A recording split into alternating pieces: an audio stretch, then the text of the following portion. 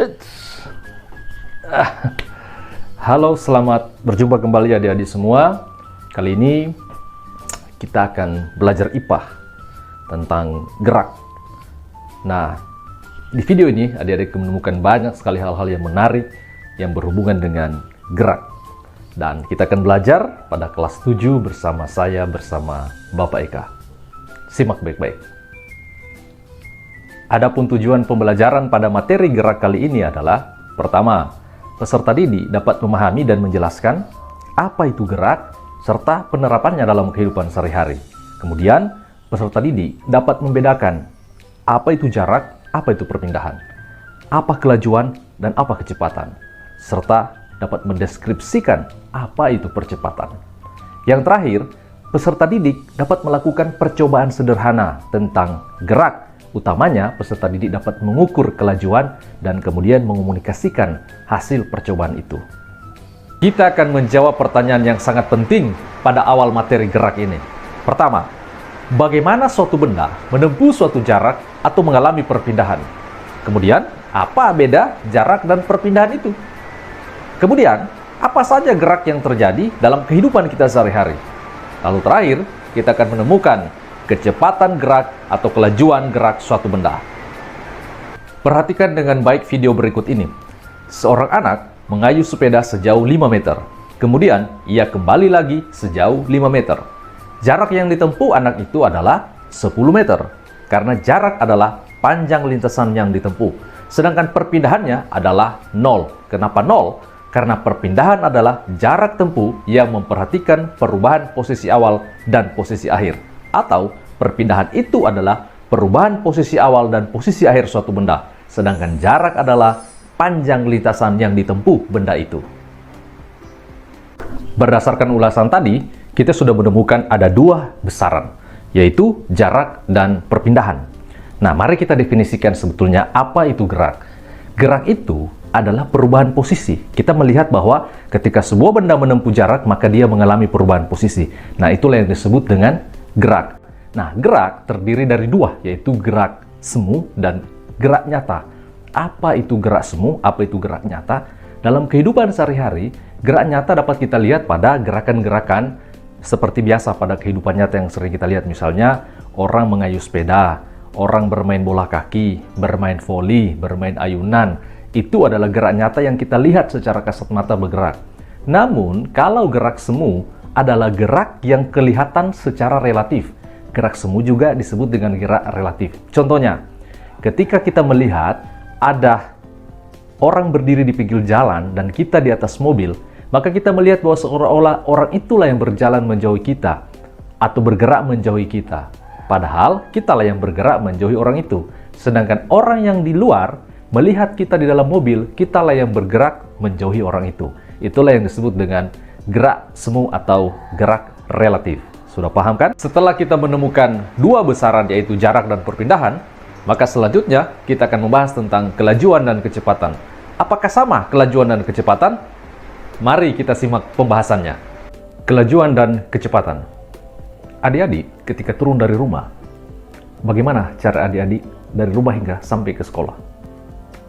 Jika adik-adik naik mobil, pernahkah adik-adik menghitung berapa waktu yang diperlukan dari rumah hingga sampai di sekolah? Atau pernahkah adik-adik menghitung juga berapa jarak tempuh dari rumah hingga ke sekolah? Nah, tugas adik-adik adalah membuat proyek keterampilan seperti pada video ini.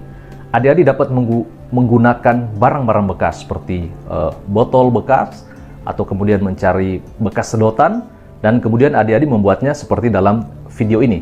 Video tutorial ini diambil dari YouTube, sehingga adik-adik dapat menggunakan tutorial yang ada atau bisa mencari referensi yang lain. Nah, setelah adik-adik membuatnya di rumah, adik-adik akan membawanya ke sekolah dan kita akan mengukur kecepatan dan kelajuan. Kita akan menggunakan kelas kita untuk bermain dengan botol mainan ini atau mobil mainan dari botol ini untuk mencari kelajuan dan juga kecepatan. Sehingga ketika adik-adik melakukan percobaan ini, selanjutnya adik-adik dapat mengomunikasikan hasil dari percobaan ini. Untuk memahami apa beda kelajuan dan kecepatan, maka mari kita lihat ilustrasi persoalan berikut ini. Misalnya ada sebuah peristiwa, seorang anak mengayuh sepeda pada jarak 100 meter. Garis biru menandakan jarak. Kemudian, dia kembali lagi pada jarak 20 meter. Nah, karena kelajuan adalah besaran skalar, yaitu besaran yang hanya memiliki nilai tanpa memperhitungkan arah, maka kelajuan menggunakan persamaan matematika V sama dengan S per T atau kecepatan sama dengan jarak dibagi waktu.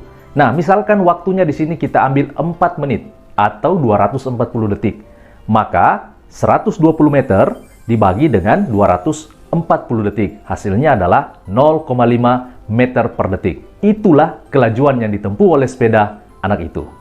Selanjutnya, dari peristiwa yang sama, kita akan mencari kecepatan sepeda tersebut. Nah, ketika sepeda menempuh jarak 100 meter dan kembali pada jarak 20 meter, maka kecepatan pada sepeda itu dapat kita hitung. Kecepatan berbeda dengan kelajuan. Kecepatan adalah besaran vektor.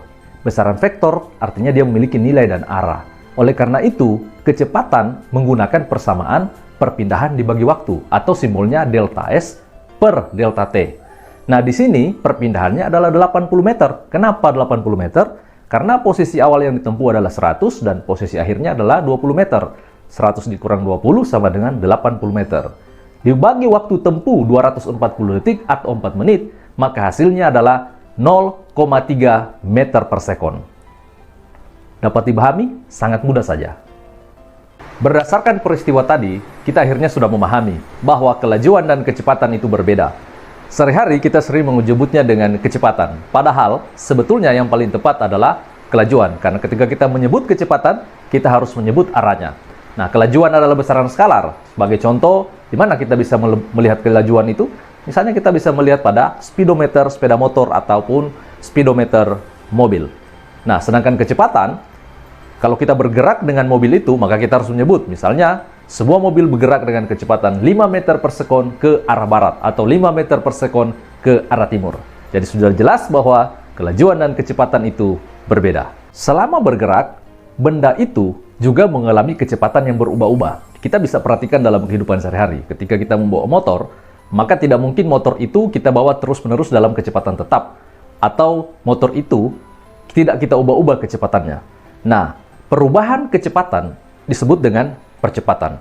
Contoh yang lain misalnya, kita bisa melihat misalnya ketika ada buah kelapa yang jatuh dari atas pohon kelapa, maka ketika dia mencapai permukaan tanah, lama-kelamaan dia akan mengalami perubahan kecepatan atau semakin cepat karena dipengaruhi oleh namanya gaya gravitasi atau percepatan gravitasi bumi.